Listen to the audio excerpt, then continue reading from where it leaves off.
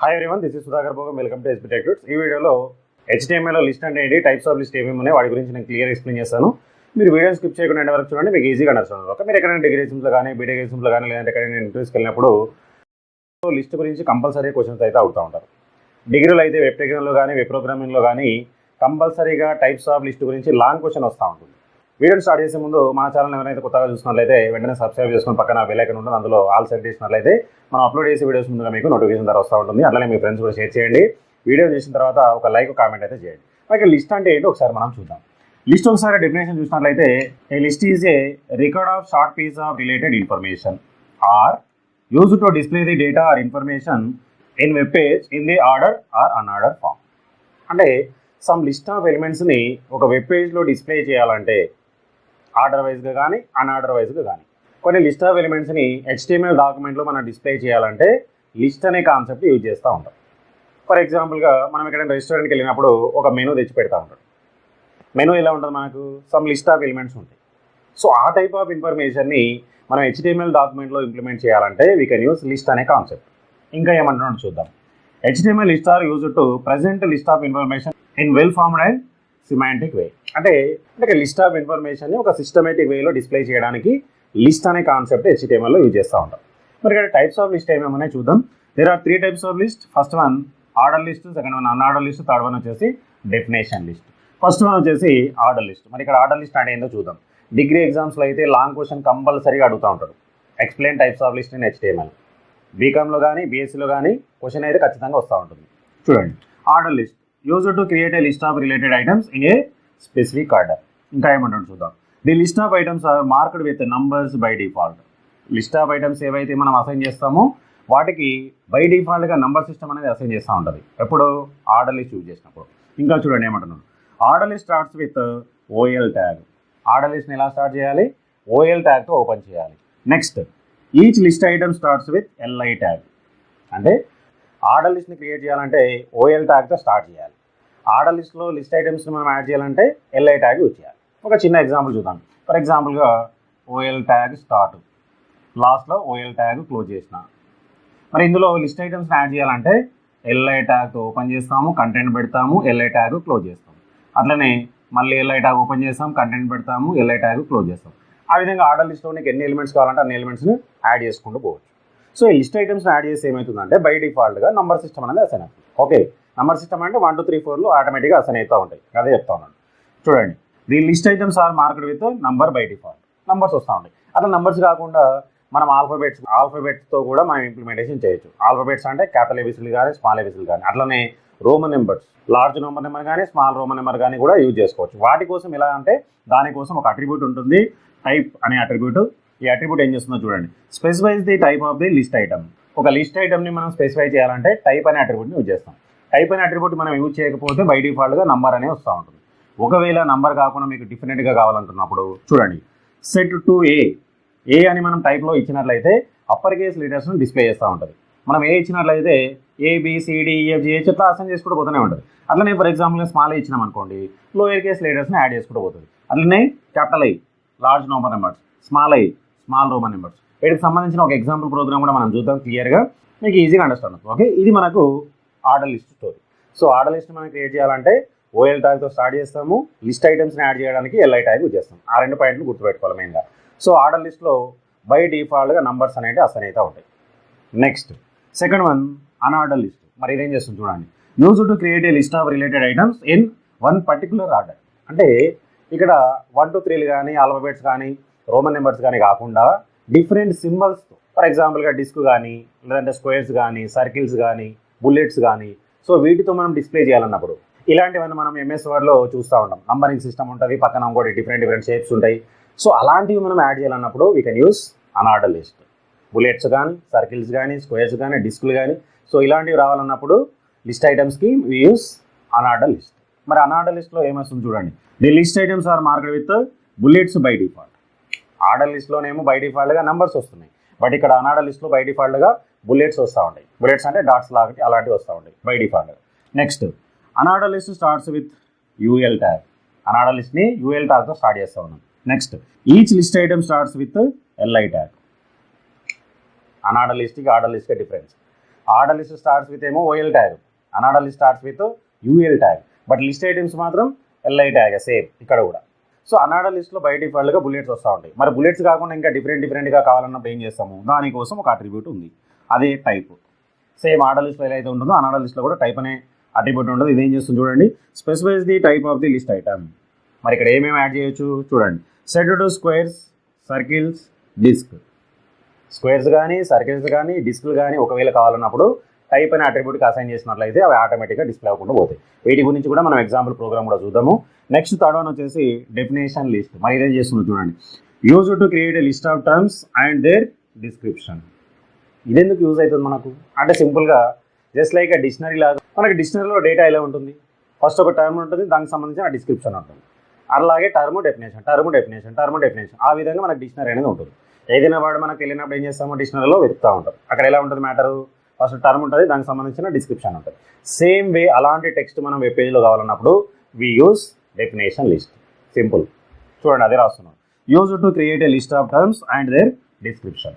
మరి దీన్ని ఎలా ఇంప్లిమెంట్ చేయాలి చూడండి, a definition list starts with DL ట్యాగ్తో డెఫినేషన్ లిస్ట్ స్టార్ట్ చేస్తాం. Next definition term starts with DT tag. Definition starts with DT tag అంటే డెఫినేషన్ లిస్ట్లో మనం ఇక్కడ యూజ్ చేసే 3 ట్యాగ్స్. ఫస్ట్ డెఫినేషన్ లిస్ట్ని స్టార్ట్ చేయడానికి డిఎల్ ట్యాగ్ యూజ్ చేస్తాం, డెఫినేషన్ టర్మ్ని క్రియేట్ చేయడానికి డిటి యూజ్ చేస్తాం, డెఫినేషన్ రాయడానికి డిడి యూజ్ చేస్తాం. క్లియర్? సో ఈ విధంగా మనకు 3 టైప్స్ ఆఫ్ లిస్ట్ ఉంటాయి. వీటికి సంబంధించిన ప్రోగ్రామ్స్ కూడా ఒక్కొక్క దాని గురించి నేను సపరేట్గా 3 ప్రోగ్రామ్స్ రాస్తాను, మీకు ఈజీగా అండర్స్టాండ్. ఓకే, మీరు అయితే నోట్ తీసుకొని క్లియర్గా డెఫినేషన్స్ ఇవన్నీ రాసేసుకోండి. నేను దీన్ని రిమూవ్ చేసి ప్రోగ్రామ్స్ కూడా నేను రాస్తాను. ఓకే, మీరు డిగ్రీ ఎగ్జామ్స్లో కానీ బీటెక్ ఎగ్జామ్స్లో కానీ వెబ్ టెక్నాలజీ కానీ వెబ్ ప్రోగ్రామింగ్లో కానీ కంపల్సరీగా టైప్స్ ఆఫ్ లిస్ట్ గురించి క్వశ్చన్స్ అయితే అడుగుతూ ఉంటారు. మీరు ఇక్కడ ఇంటర్వ్యూస్కి వెళ్ళినప్పుడు కూడా ఈ లిస్ట్ గురించి అయితే క్వశ్చన్స్ అయితే అడుగుతూ ఉంటారు. First HTML start, head section, title ఒకటి పెడదాం. ఫస్ట్గా నేను ఆర్డర్ లిస్ట్ రాస్తాను. ఆర్డర్ లిస్ట్లో ఆల్ వేరియేషన్స్ కూడా చూద్దాం. Head tag close, next body section start. Okay, ఇప్పుడు ఆర్డర్ లిస్ట్ నేను క్రియేట్ చేసుకోవాలి. ఇక్కడ నేను ఏం చేస్తానంటే ఒక చిన్న మెసేజ్ పెడతా. ఫస్ట్ H1 ట్యాగ్లో హెడ్డింగ్ ఒకటి పెడదాము. ఫర్ ఎగ్జాంపుల్గా కంప్యూటర్ లాంగ్వేజెస్ అని చెప్పేసి ఒక హెడ్డింగ్ అయితే పెట్టినాను. నెక్స్ట్ ఓఎల్ ట్యాగ్ స్టార్ట్ చేసిన అంటే ఆర్డర్ లిస్ట్ స్టార్ట్ అయింది. ఒక్కొక్క ఐటమ్ని మనం యాడ్ చేద్దాం. LI for example C language, LI tag close. ఇమీడియట్గా ఎల్ఐ ట్యాగ్ క్లోజ్ చేయాలి. ఒక్కొక్క లిస్ట్ ఐటమ్ని మనం యాడ్ చేసేటప్పుడు ఎల్ఐ ట్యాగ్ ఓపెన్ చేయాలి, కంటెంట్ పెట్టాలి, ఇమీడియట్గా ఎల్ఐ ట్యాగ్ క్లోజ్ చేయాలి. లాస్ట్కు అన్ని ఐటమ్స్ అన్ని యాడ్ చేసిన తర్వాత ఆర్డర్ లిస్ట్ను క్లోజ్ చేసుకోవాలి. ఓకే, సో ఇది ఫస్ట్ ఐటమ్. నెక్స్ట్ మళ్ళీ LI tag C++, LI tag close, అట్లనే ఎల్ఐ జావా, ఎల్ఐ క్లోజ్, ఇక చాలు. Next OL tag close. ఇలా రాసి ఏమవుతుంది మనకు, ఇక్కడ మనం టైప్ అట్రిబ్యూట్ యూజ్ చేయలేదు కాబట్టి ఈ లాంగ్వేజ్ నోన్ ఏదైతే ఉందో అది హెడ్డింగ్ వస్తుంది. తర్వాత సి లాంగ్వేజ్ C++ జావాకి బై డిఫాల్ట్గా నంబర్ సిస్టమ్ వస్తూ ఉంటుంది. క్లియర్? నెక్స్ట్ ఒకవేళ మీకు క్యాపిటల్ ఏబీసీలు కానీ స్మాల్ ఏబీసీలు కావాలన్నప్పుడు ఇంకొక ఆర్డర్ లిస్ట్ స్టార్ట్ చేద్దాం. ఓఎల్ ట్యాగ్, ఇందులో టైప్ అనే అట్రిబ్యూట్ని రా, ఇక్కడ ఏ అని ఇస్తాను. ఇప్పుడు చూడండి, ఓఎల్ ట్యాగ్ ఓపెన్ చేశాను, టైప్ ఈక్వల్ టు ఏ అని అన్నట్టు. ఎప్పుడైనా సరే అట్రిబ్యూట్స్ యూజ్ చేసేటప్పుడు ఓపెనింగ్ ట్యాగ్లోనే రాయాలి. ఓకే, ఓఎల్ ట్యాగ్ ఓపెనింగ్ ట్యాగ్లో టైప్ ఈక్వల్ టు ఏ అని ఇచ్చాను. అంటే ఇప్పుడు మనం యూజ్ చేసే లిస్ట్ ఐటమ్స్ ఏవైతే ఉన్నాయో వాటికన్నిటికీ క్యాపిటల్ ఏబీసీలు యాడ్ అవుతూ ఉంటాయి. చూద్దాం. ఒక ఎల్ఐ ట్యాగ్ యూజ్ చేస్తాను. For example Python, LI tag close. For example LI.NET, LI close. Next OL కూడా క్లోజ్ చేస్తాం. ఇప్పుడు ఏమవుతుంది మనకు, ఈ ఐటమ్స్ వచ్చేసి క్యాపిటల్ ఏబీసీలు యాడ్ అవుతాయి. ఒకవేళ మీకు లోయర్ కేస్ లెటర్స్ కావాలనుకోండి, అప్పుడు మీరు ఏం చేస్తారు, ఈ క్యాపిటల్ ఏ ప్లేస్లో స్మాల్ ఏ పెట్టేయాలి. ఒకవేళ మీకు రోమన్ నెంబర్స్ కావాలనుకోండి, లార్జ్ రోమన్ నెంబర్స్ కావాలన్నప్పుడు క్యాపిటల్ ఐ ఇవ్వాలి, సింగిల్ కొటేషన్. అదే స్మాల్ రోమన్ నెంబర్స్ కావాలన్నప్పుడు స్మాల్ ఐ ఇవ్వాలి. అంతే, సింపుల్. ఆటోమేటిక్గా అవన్నీ అసైన్ అయిపోతూ ఉంటాయి. ఫైనల్లీ బాడీ సెక్షన్ క్లోజ్ చేయాలి, HTML క్లోజ్. దీన్ని సేవ్ చేసి ఎగ్జిక్యూట్ చేసినట్టయితే మీకు డైరెక్ట్గా అవుట్పుట్ వచ్చేస్తూ ఉంటుంది. ఏమొస్తుంది అవుట్పుట్, కంప్యూటర్ లాంగ్వేజెస్ అని చెప్పేసి ఒక హెడ్డింగ్ వస్తుంది. సి లాంగ్వేజ్ C++ జావాకి వచ్చేసి 1 to 3 వస్తాయి. అట్లనే పైథాన్ .NETకి వచ్చేసి క్యాపిటల్ A క్యాపిటల్ B వస్తుంది. ఇంతే, సింపుల్. ఇది మనకు ఆర్డర్ లిస్ట్. మీరైతే నో తీసుకొని క్లియర్గా ఆర్డర్ లిస్ట్ ప్రోగ్రామ్ రాసేసుకోండి. ఇప్పుడు మనం అన్ఆర్డర్ లిస్ట్ కూడా చూద్దాం. దీన్ని అప్డేట్ చేస్తాను, మీరైతే నోట్ తీసుకొని క్లియర్గా రాసుకో. ఇక్కడ ఒకటి అన్ పెడతాను, అన్ఆర్డర్ లిస్ట్ అయిపోతుంది. చూడండి ఇప్పుడు same unorder list starts with UL tag, గీడ కూడా యూఎల్ ట్యాగ్. ఇప్పుడు చూడండి, ఇప్పుడు ఇక్కడ చూడండి లాంగ్వేజ్ అనేది మనకి హెడ్డింగ్ వస్తూ ఉంటుంది. నెక్స్ట్ యూఎల్ ట్యాగ్ ఓపెన్ చేశాను. యూఎల్ ట్యాగ్లో టైప్ అనే అట్రిబ్యూట్ నేను యూజ్ చేయట్లేదు అంటే ఈ లిస్ట్ ఐటమ్స్ ఏవైతే ఉన్నాయో సి లాంగ్వేజ్, సి ప్లస్ జావాకి బై డిఫాల్ట్గా బుల్లెట్స్ వస్తూ ఉంటాయి. బుల్లెట్స్ అంటే డాట్స్, ఈ విధంగా అలాంటి బై డిఫాల్ట్గా వస్తాయి.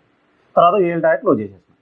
ఒకవేళ మీకు బుల్లెట్స్ కాకుండా స్క్వేర్స్ కానీ సర్కిల్స్ కానీ డిస్కులు కావాలన్నప్పుడు ఏం చేస్తారు? ఇప్పుడు చూడండి, నెక్స్ట్ యూఎల్ ట్యాగ్ ఓపెన్ చేసిన, టైప్ ఈక్వల్ టు ఇక్కడ స్క్వేర్స్ అని ఇస్తాను. ఇప్పుడు చూడండి ఆటోమేటిక్గా ఈ పైథాను .NETకి స్క్వేర్స్ వస్తాయి. స్క్వేర్స్ అంటే ఈ విధంగా బాక్స్ లాంటివి, ఈ విధంగా డిజైన్ అవ్వకుండా పోతుంది. సో ఫైనల్గా ఇక్కడ యూఎల్ ట్యాగ్ క్లోజ్ చేయాలి. ఒకవేళ సర్కిల్స్ కావాలనుకోండి రౌండప్గా ఇలాంటివి, దానికోసం మీరు సర్కిల్స్ అని ఇవ్వాలి. ఇంతే సింపుల్. ఇది మనకు అన్ఆర్డర్ లిస్ట్. ఓకే, నోట్ తీసుకొని క్లియర్గా ఏదైతే రాసేసుకోండి. నెక్స్ట్ డెఫినేషన్ లిస్ట్ కూడా మనం చూద్దాం. దీన్ని రిమూవ్ చేస్తాను. ఇక్కడ కూడా డెఫినేషన్ లిస్ట్ అంటాం. టైటిల్లో ఏంటంటే జస్ట్ డిస్ప్లే కోసము డెఫినేషన్ లిస్ట్. ఇక్కడ కూడా ఒక చిన్న హెడ్డింగ్ పెడతాను. ఇక్కడ ఏం పెడతానంటే ఫార్మాటింగ్ ట్యాగ్స్ అని పెడతాను. H1 close. మరి ఇక్కడ ఫార్మాటింగ్ ట్యాగ్స్ ఏమున్నాయి? HTML, బోల్డ్, ఇటాలిక్, అండర్లైన్ అట్లాంటివన్నీ ఉన్నాయి. కొన్ని ఫార్మాట్ ట్యాగ్ తీసుకొని వాటికి డెఫినేషన్స్ రాస్తాను. చూడండి, ఇప్పుడు definition list starts with DL ట్యాగ్తో స్టార్ట్ చేసిన. Definition list term starts with DT tag. చూడండి, డిటి ట్యాగ్తో ఓపెన్ చేసినాను. గీడ బి ట్యాగ్ అని రాస్తాను. DT close. ఇలా రాయంగానే ఏమవుతుంది మనకంటే ఫస్ట్ ఫార్మాటింగ్ ట్యాగ్స్ అని చెప్పేసి హెడ్డింగ్ వస్తుంది, కింద బి ట్యాగ్, ఇది టర్మ్. ఓకే, మరి దీనికి సంబంధించిన డెఫినేషన్ రాయాలనుకున్నప్పుడు డిడి ట్యాగ్తో స్టార్ట్ చేయాలి. కంటెంట్, దీని మీనింగ్ ఏంటి? This tag is used to display bold type of text. Okay, finally dd close. Next ఇది ఫస్ట్ టర్మ్. అట్లా నీకు ఎన్ని కావాలంటే నేను రాసుకోవచ్చు. Term definition. ఇంకొకటి రాద్దాం, DT for example I tag, DT close. మరి ఐ ట్యాగ్ ఏం చేస్తుంది? దాని డిస్క్రిప్షన్ ఇక్కడ రాయాలి. So this tag is used to display italic type of text, dd close. Okay, ఇట్లా నీకెన్నా రాసుకోవచ్చు. టర్మ్ డెఫినేషన్ అంటే జస్ట్ లైక్ డిక్షనరీ లాగా. ఫైనల్లీ లాస్ట్లో ఏం చేయాలి? డిఎల్ ట్యాగ్ క్లోజ్ చేయాలి, అంటే డెఫినేషన్ లిస్ట్ను క్లోజ్ చేయాలి. తర్వాత body section close, HTML close. ఈ విధంగా డెఫినేషన్ లిస్ట్ని మనం ఇంప్లిమెంటేషన్ చేసుకోవచ్చు. ఓకే, మీరు ఎగ్జామినేషన్లో ఇందాక రాసుకున్న డెఫినేషన్స్, అలాగే ఇందాక రాసిన 3 programs, order list, unorder list, definition list, 3 programs సపరేట్గా రాయండి, లేదంటే ఒకటే దానిలో అన్ని రాయండి, నో ప్రాబ్లం. క్లియర్? ఈ వీడియోలో మీకు ఏమైనా డౌట్స్ ఉంటే కామెంట్ సెక్షన్లో కామెంట్ చేయండి, నేను దానికి రిప్లేస్. అట్లానే వీడియోని మీ ఫ్రెండ్స్ కూడా షేర్ చేయండి, వాళ్ళకు కూడా యూస్ఫుల్ అవుతుంది. నెక్స్ట్ మళ్ళీ కలుద్దాం. So thanks for watching. Like, share, subscribe my channel. Thank you.